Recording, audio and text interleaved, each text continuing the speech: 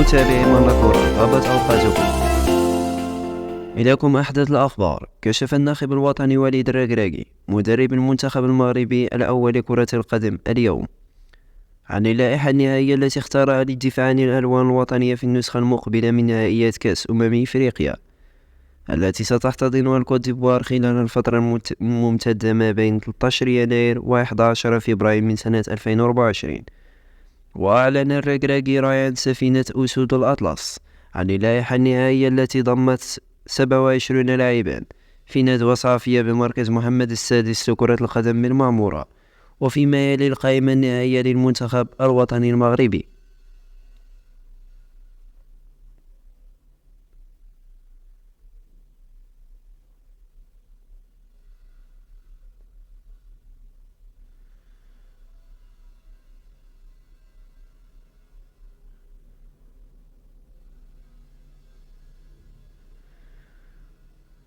وليد الركراكي يستبعد عبد الرزاق حمد الله من القائمة، لكن ما رأيكم؟ ويدخل المنتخب الوطني بعد أيام في معسكر إعدادي مغلق بمركز محمد السادس قبل شد الرحال صوب الديار الإيفوارية للمشاركة في هذا العرس الكروي القاري الغائب عن الخزائن المغربية منذ سنة 1976.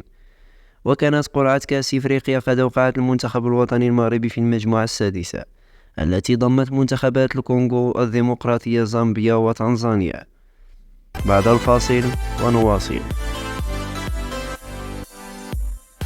في حين رفض الإيطالي كارلو أنشيلوتي المدير الفني لريال مدريد المخاطرة بأحد اللاعبين البارزين في صفوف الميرينغي، وكان أنشيلوتي تلقى أنباء سارة بشأن لاعبه الفرنسي إدوارد كامافينغا، واقترب موعد عودته للمشاركة في المباريات.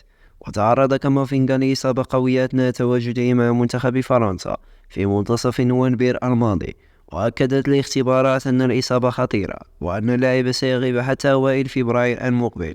ومع ذلك عاد اللاعب بالفعل إلى التدريبات، سينضم إلى تدريبات الفريق الجماعية خلال الأيام المقبلة استعدادا لمواجهة ريال مايوركا يوم 3 يناير المقبل. ووفقا لشبكة ديفينسا سنترال الإسبانية، قرر أنشيلوتي تأجيل عودة كامافينغا إلى المباريات حتى منتصف الشهر المقبل، وبالتالي لن يضمه إلى قائمة الفريق أمام ريال مايوركا. وجاء قرار أنشيلوتي لأسباب احترازية خوفا من تكرار الإصابة على شاكل ما حدث مع لاعب الوسط التركي أردا جولر.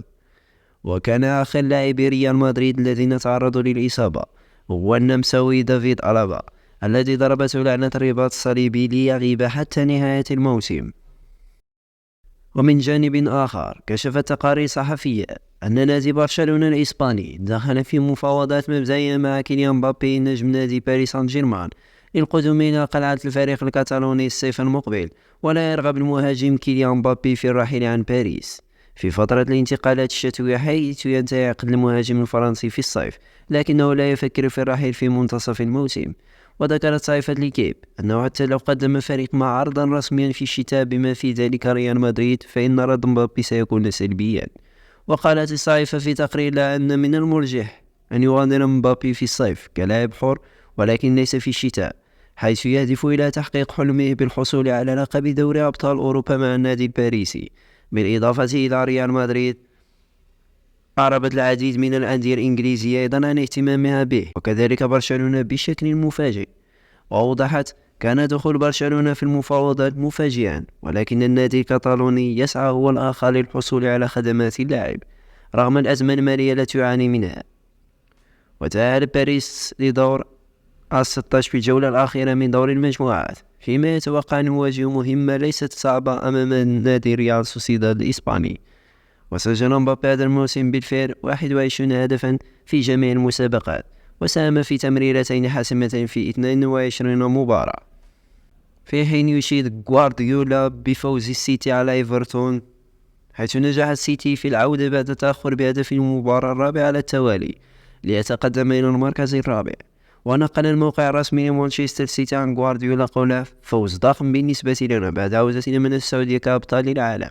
وأضاف: كنا سعداء حقا برد الفعل من جانبنا، وأثبتنا مرة أخرى مدى تميز هذه المجموعة من اللاعبين والعقلية التي نمتلكها. للمزيد من التفاصيل تابعونا.